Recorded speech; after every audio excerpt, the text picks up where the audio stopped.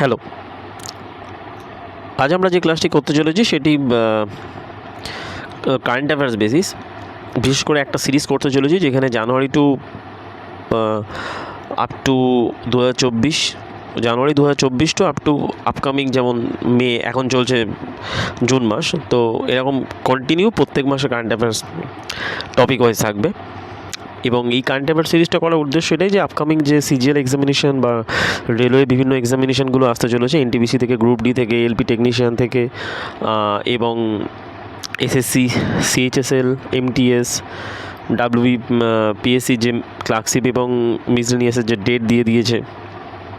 তো এই ভিডিও করার উদ্দেশ্য এটাই যে মান্থ বেসিস টপিক ওয়াইজ বিভিন্ন গুরুত্বপূর্ণ টপিকের উপর আমরা ইম্পর্ট্যান্ট জিনিসগুলোকে সহজে মনে রাখার জন্য, কুইক রিভিশনের জন্য এই ভিডিওটি তৈরি করা। তো চলো আজকে ভিডিওটি শুরু করা যাক। Let's start. তো জানুয়ারি 2024 মাসিক কারেন্ট অ্যাফেয়ার্স, এটা বাংলা এবং টপিক ওয়াইজ সাজানো হয়েছে, যেখানে বিভিন্ন টপিকগুলো নিয়ে আমরা ডিসকাশন করব, যার মধ্যে গুরুত্বপূর্ণ দিবস, নিয়োগ, পুরস্কার, খেলাধুলা, ইন্ডেক্স বলতে বিভিন্ন ধরনের ইন্ডেক্সগুলো, সামরিক মহড়া, ব্যাংক, অর্থনীতি, প্রযুক্তি, বিজ্ঞান, যোজনা এবং অভিযান, বিভিন্ন ধরনের সাবমিটসগুলো, বই এবং লেখক এবং প্রয়াণ দিবস, অ্যাপ এবং পোর্টাল, নির্বাচন জয় ও পদত্যাগ, আন্তর্জাতিক বিবিধ এবং বিভিন্ন ধরনের মানে বিভিন্ন ধরনের যে মিসলেনিয়াস প্রশ্নগুলো হয়, মানে কোশ্চেনগুলো প্রত্যেক মাসে যেগুলো হয়। তো প্রথম টপিক আমাদের কী ছিল? প্রথম টপিক ছিল গুরুত্বপূর্ণ দিবস। এখানে কতগুলো গুরুত্বপূর্ণ ডেট আছে যেগুলো আমাদের জানা খুবই প্রয়োজন, যেগুলো পরীক্ষাতে আসে। যেমন 1 জানুয়ারি হলো ডিআরডিওর প্রতিষ্ঠা দিবস। তোমরা সবাই জানো ডিআরডিও মানে কি, defence of research and organisation, DRDO. তো এটার 66তম প্রতিষ্ঠা দিবস পালিত হলো, যেটা 1958 সালে ডিআরডিওর প্রথম প্রতিষ্ঠা হয়। তো তারপরে চলে 4 জানুয়ারিকে বলা হচ্ছে বিশ্ব ব্রেইল দিবস। বিশ্ব ব্রেইল দিবসে কি? বিশ্ব ব্রেইল দিবসে মানুষের, সেটা অন্ধ বা আংশিক যারা দেখতে পায়, তাদের জন্য যোগাযোগের মাধ্যম হিসাবে ব্রেইল তার গুরুত্ব তুলে ধরতে, বা এই ব্রেইলের গুরুত্ব তুলে ধরতে এটাকে এই দিবস উদযাপন করা হয়। এবং এই বছরের থিম ছিল empowering through inclusion and diversity. 5 জানুয়ারি হলো পাখি দিবস। 6 জানুয়ারি হলো world day of the war orphan, মানে যুদ্ধের কারণে বিভিন্ন দেশে যে অনাথ হওয়া যে শিশুরা থাকে, তাদের সমস্যা সম্পর্কে জনসচেতনতা তুলে ধরার জন্য এই দিবস পালন করা হয়। এই বছরের থিম ছিল অরফ্যান লিভস ম্যাটার। 8 জানুয়ারি বলা হচ্ছে পৃথিবী ঘূর্ণন দিবস। পৃথিবী ঘূর্ণন দিবসে কী বলা হচ্ছে? যে এরপরে চলে আসে 9 জানুয়ারি হলো বলা হয় প্রবাসী ভারতীয় দিবস, যা বিশ্বজুড়ে পালিত হয়। এবং এই বছর 17তম প্রবাসী দিবস পালিত হলো 8 থেকে 10 জানুয়ারি মধ্যপ্রদেশের ইন্দোরে। তো এই প্রবাসী ভারতীয় দিবসটা পালন করা হয় যে গান্ধীজি 1915 মানে 1915 সালে 9 জানুয়ারি সাউথ আফ্রিকা থেকে ভারতে ফিরেছিলেন। তো এই বছরের থিম ছিল diaspora reliable partners for the India's progress in Amritkaal. যেহেতু 75 ইয়ার্স আমাদের ভারতের স্বাধীনতা স্বাধীনতা দিবস পালিত হলো, সেই জন্য অমৃতকাল পালন করা হচ্ছে, তাই এটা ইম্পর্টেন্ট ছিল। তারপর চলে আসে 10 জানুয়ারি, বলা হয় বিশ্ব হিন্দি দিবস। এটা 2006 প্রথম চালু করা হয়েছিল। এটা দিয়ে কোশ্চেন আসতেই পারে। এবং এই বছরের থিম ছিল Hindi bridging traditional knowledge and artificial intelligence. 11 জানুয়ারি ছিল জাতীয় মানব পাচার সচেতনতা দিবস। 12 জানুয়ারি ছিল জাতীয় যুব দিবস, যেখানে স্বামী বিবেকানন্দের শ্রদ্ধা জানাতে এটা পালন করা হয়। 1985 সালে প্রথম পালিত হয়েছিল। এবছরের থিম ছিল বিকশিত যুবা বিকশিত ভারত। 15 জানুয়ারি, এটা তো কমনই। 15 জানুয়ারি হলো ভারতীয় সেনা দিবস। আর 16 জানুয়ারি হলো স্টার্ট আপ দিবস।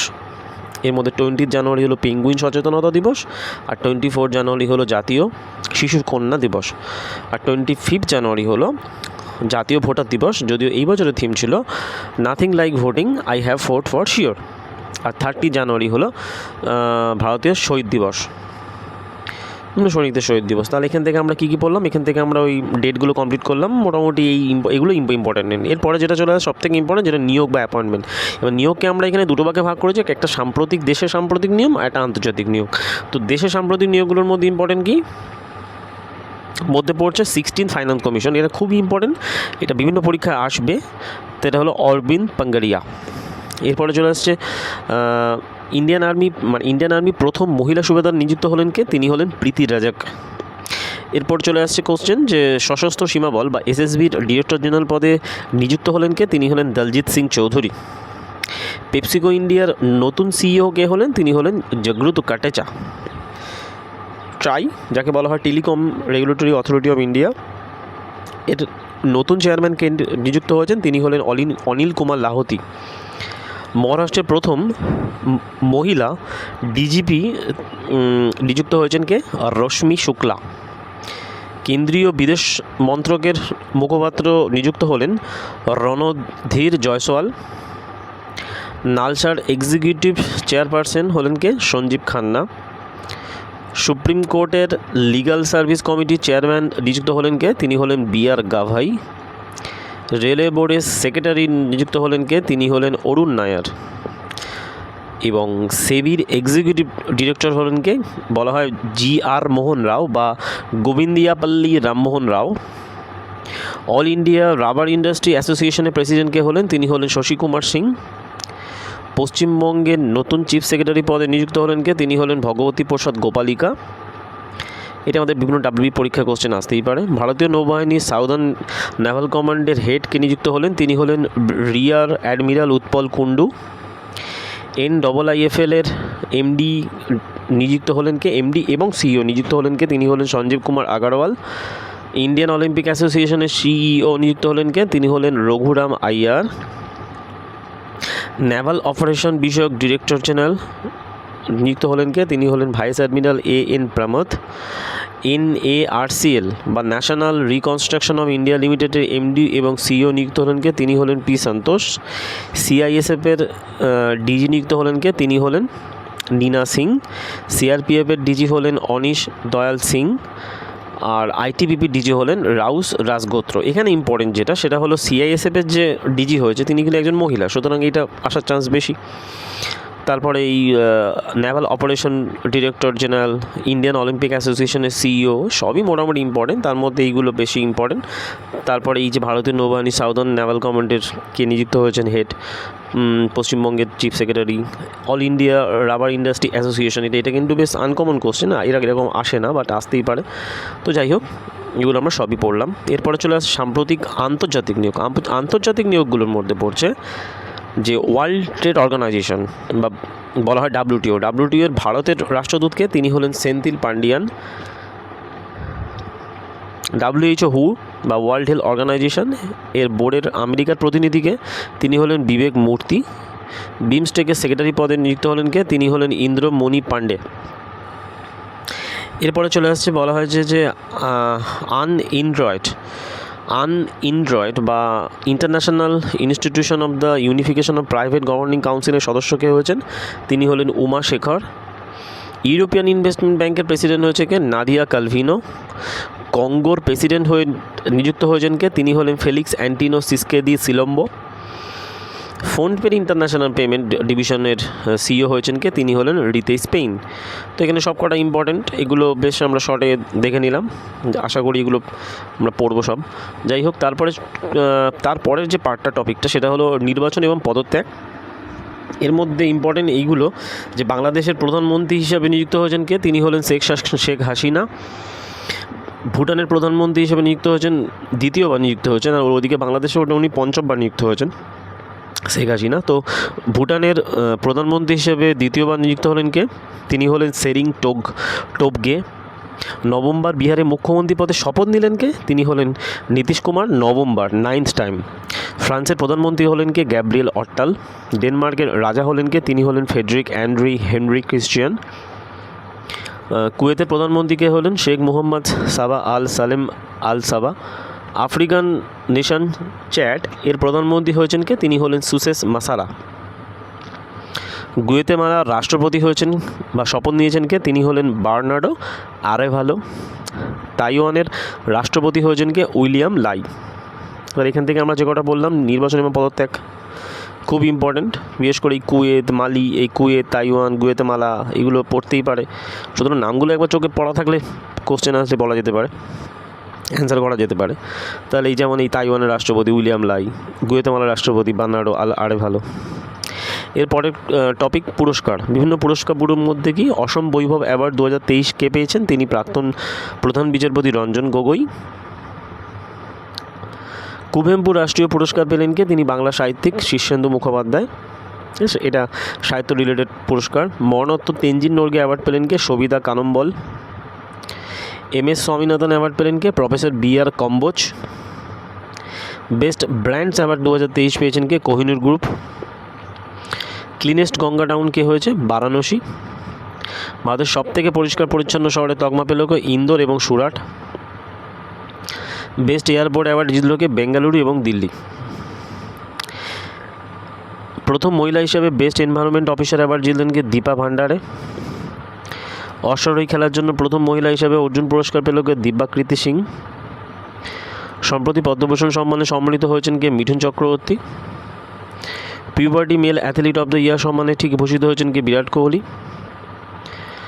81st গোল্ডেন গ্লোবস অ্যাওয়ার্ড সেরা ড্রামা মুভি জিতল কে? ওপেনহাইমার। 69th ফিল্মফেয়ার অ্যাওয়ার্ডসের সেরা অভিনেত্রী এবং অভিনেতা হয়েছেন কে? রণবীর কাপুর, আলিয়া ভাট। সম্প্রতি বায়ুসেনা মেডেল দ্বারা সম্মানিত হলেন কে? তিনি হলেন নিকিতা মালহোত্রা। পদ্মশ্রী সম্মানে ভূষিত হলেন বড় লোকের বিটিলো গানের স্রষ্টা বীরভূমের শিল্পী রতন কাহার। এখানে আমরা পদ্মশ্রী পদ্মভূষণে কে কতজন পেয়েছে সেই লিস্ট আমরা দেখব একটু পরেই, এই ভিডিওর শেষের দিকে মাঝ বরাবর। মরণোত্তর ভারতরত্ন পুরস্কার পেলেন বিহারের প্রাক্তন মুখ্যমন্ত্রী, তিনি হলেন কর্পূরী ঠাকুর। এটা কিন্তু ভারতরত্ন পেয়েছে, তো 5 জন পেয়েছে ভারতরত্ন মনে হয়।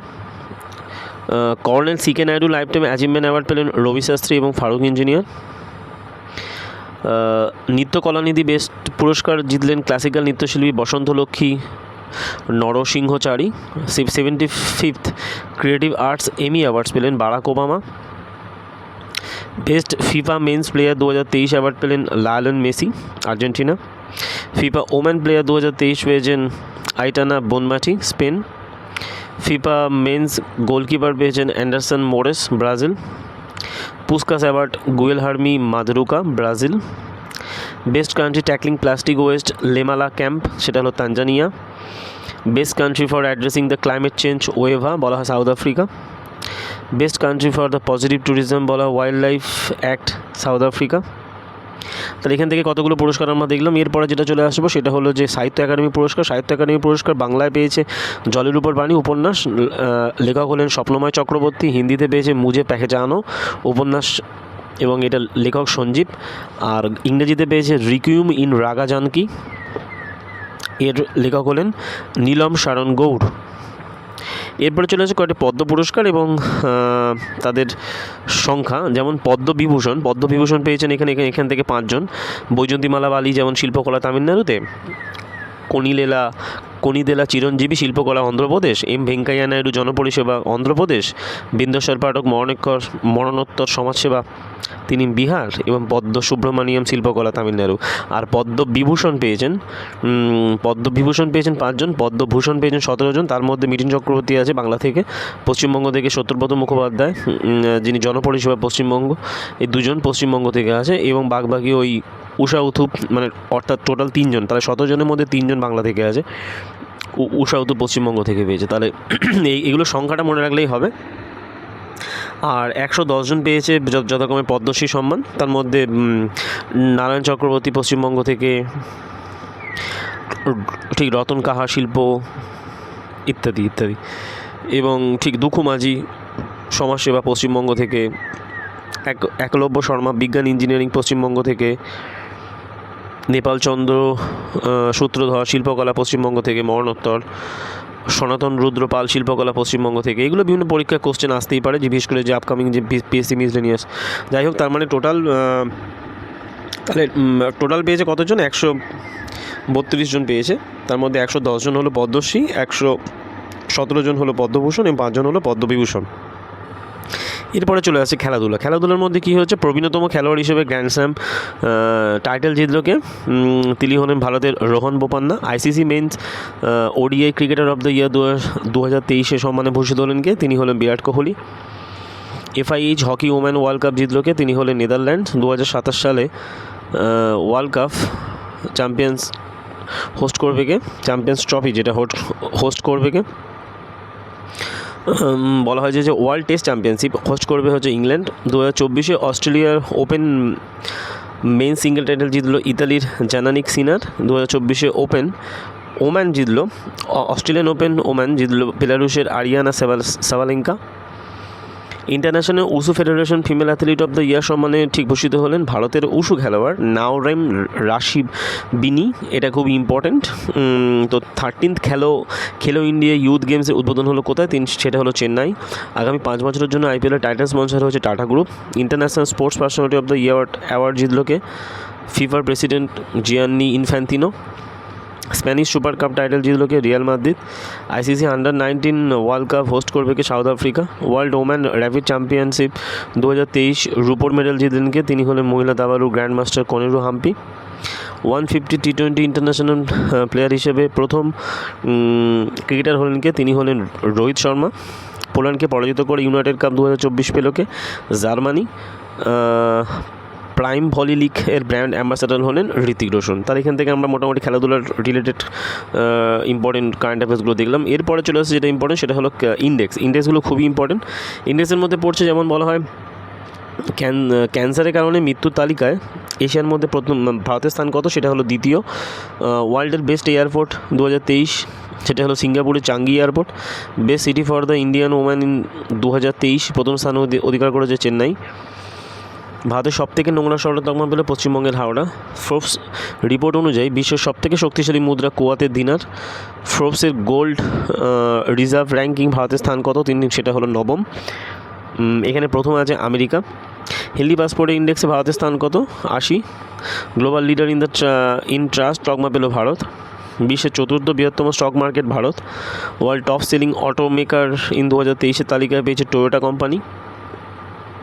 বিশ্বের বৃহত্তম স্মার্টফোন প্রস্তুতকারক সংস্থা নাম হলো, কোম্পানির নাম হলো অ্যাপেল। 2024 মিলিটারি স্ট্রেংথ র্যাঙ্কিংয়ে ভারতের স্থান হলো 4র্থ এবং ভারতের সবথেকে ভ্যালুয়েবল পিএসইউ তকমা পেল এলআইসি। এরপরে যেটা চলে সেটা সামরিক মহড়াগুলোর মধ্যে কয়েকটা ইম্পর্ট্যান্ট আছে, যেগুলো হলো কি যে জাপানের কোস্টগার্ডের সাথে সহযোগ কাইজান নামক অনুশীলন করলো কি ইন্ডিয়ান কোস্টগার্ড। তাহলে সহযোগ কাইজান কার সাথে? জাপানের সাথে ইন্ডিয়ান। বিশ্বকাপত্ব নামে মিলন 2024 মিলন 24 নামে অনুশীলন করলো ভারতের নেভি। থাইল্যান্ডের নেভির সাথে এক্স আয়ুথায়া বলে একটা অনুশীলন করলো কে? Indian navy. ভারতের সাথে সাইক্লোন নামে স্পেশাল ফোর্স অনুশীলন করলো কে? সেটা হলো ইজিপ্ট। তাই সাইক্লোন ইজিপ্ট। খানজার কিরগিজস্তানের সাথে খানজার নামে যৌথ ফোর্স অনুসরণ করলো ভারত। সৌদি আরবের সাথে সাদাত তানসিক নামে যৌথ মিলিটারি অনুসরণ করলো কে? ভারত। এরপরে যেটা চলে আসে সেটা যেগুলো ইউএই এবং ফ্রান্সের সাথে এক্সারসাইজ ডিজার্ট নামে বায়ুসেনা অধিকরণ করলো, বায়ুসেনা অনুশীলন করলো আইএএফ। ইউএইর সাথে ডিজার্ট সাইক্লোন নামে 2024 সালে একটা যৌথ মহড়া অনুশীলন করলো, সেটা হলো ভারত। অপারেশন সর্বশক্তি লঞ্চ করলো কে? জম্মু কাশ্মীর। এবং এটা কে করলো? Indian army. জম্মু কাশ্মীরে ইন্ডিয়ান আর্মি। চিতা, গুলদার, কুম্ভীর নামক 3টে নৌজাহাজ ডিকমিশন করা হলো, যেগুলো আন্দামান এবং নিকোবরে ছিল। চিতা, গুলদার এবং কুম্ভীর। হয়তো কোশ্চেন আসতেই পারে চিতা, গুলদার বা কুম্ভীর এগুলো কী। তো এরপরে চলে আসে বই এবং লেখক। বই লেখকগুলোর মধ্যে পড়ছে কি যে 4 স্টার অফ ডেস্টিনি, এই বইটি কার লেখা? সেটা হলো, এটা একটা অটোবায়োগ্রাফি, প্রাক্তন আর্মি চিফ মনোজ মুকুন্দ নারাভানে। এরপর চলে আসে সংস্কৃতকে আয়াম হচ্ছে মনোরমা মিশ্রা, এই বইটি লিখেছে। Fertilizing the future Mansukh Mandaviya. Why Bharat matters বিদেশমন্ত্রী ডক্টর এস জয়শঙ্কর। এবং এক্স সমন্দর মেরে আন্দর সঞ্জীব যোশী। তাই এখান থেকে আমরা মোটামুটি 4-5টা বই পড়লাম। এরপরে চলে আসে বিজ্ঞান প্রযুক্তির ক্ষেত্রে ইম্পর্টেন্ট টপিকগুলোর মধ্যে কি বায়ু নামে একটা প্রথম 100% ইলেকট্রিক বাইক ট্যাক্সি লঞ্চ করলো কে? সেটা হলো আসাম রাজ্য। সশস্ত্র বাহিনীর জন্য উগ্রাম নামে অ্যাসল্ট রাইফেল লঞ্চ করলো কে? ডিআরডিও। অসিরিক্স অ্যাপেক্স মিশন লঞ্চ করলো কে? সেটা হলো নাসা, এটা চাঁদের জন্য। মিথানল চালিত বিশ্বের বৃহত্তম জাহাজ লঞ্চ করলো, তার নাম হলো কি? তার নাম মায়েরেক্স। ইনস্যাট, এটা রাশিয়া। এবং ইনস্যাট 3D নামে আবহাওয়া সংক্রান্ত স্যাটেলাইট লঞ্চ করলো কে? ইসরো। মাহোদা, কাহিয়ান 2, হাতেফ 1 নামে 3টে স্যাটেলাইট লঞ্চ করলো কে? ইরান। ভারতের প্রথম গ্রাফিন সেন্টার কোথায়? সেটা হলো কেরালার কোচি। সম্ভব নামক মোবাইল অ্যাপ চালু করলো কে? Indian Army. আর এয়ারবাস কোম্পানির সাথে ভারতের প্রথম হেলিকপ্টার অ্যাসেম্বলি লাইন তৈরি করবে কে? টাটা।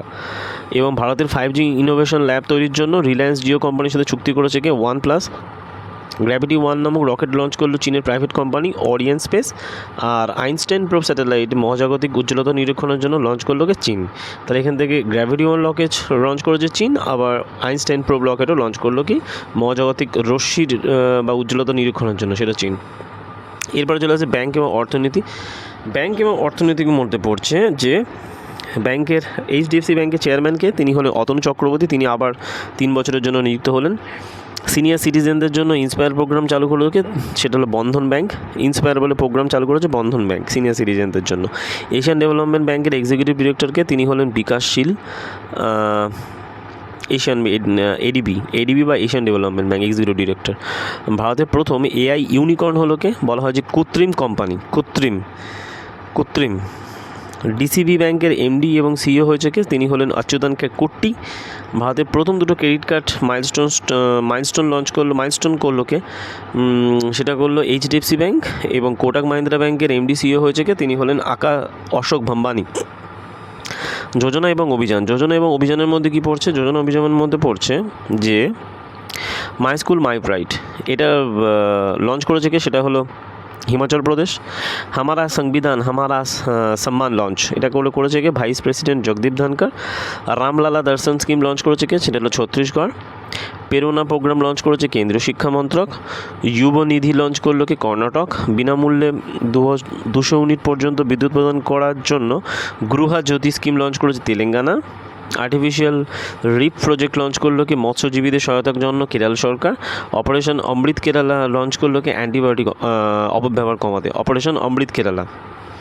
হয়ে গেল। এরপরে চলে আসছে কয়েকটা সামিটগুলোর মধ্যে কার্বি ইউথ ফেস্টিভ্যাল কোথায় হয়? সেটা হলো আসামে হয়। 14তম চান্দুবি ফেস্টিভ্যাল হয় কোথায়? আসামে। পাক্কে পাকা হর্নবিল ফেস্টিভ্যাল কোথায় হয়? সেটা হলো অরুণাচল প্রদেশ। মামানি ফুড ফেস্টিভ্যাল কোথায় হয়? সেটা হলো লাদাখ। ডিজার্ট ফেস্টিভ্যাল 2024, সেটা হলো জয়সালমীর। আর তারপরে চলে আসছে 4th national Chilika bird festival Odisha. 4th annual orange festival হলো কোথায়? নাগাল্যান্ড। ক্লাইমেট সামিট 2024 হয়েছে মুম্বাই। আন্তর্জাতিক উট উৎসব হয়েছে কোথায়? Bikaner. 9th international balloon festival হয়েছে Pollachi, Tamil Nadu.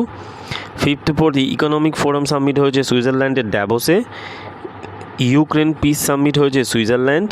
9th India international science festival 2023 হয়েছে Haryana Faridabad. International kite festival হয়েছে অযোধ্যা। আর 27তম জাতীয় যুব দিবস হলো নাসিকে। আর 19তম নাম সামিট হলো কোথায়? Uganda. Inland waterway development council first meeting হলো কোথায়? কলকাতা।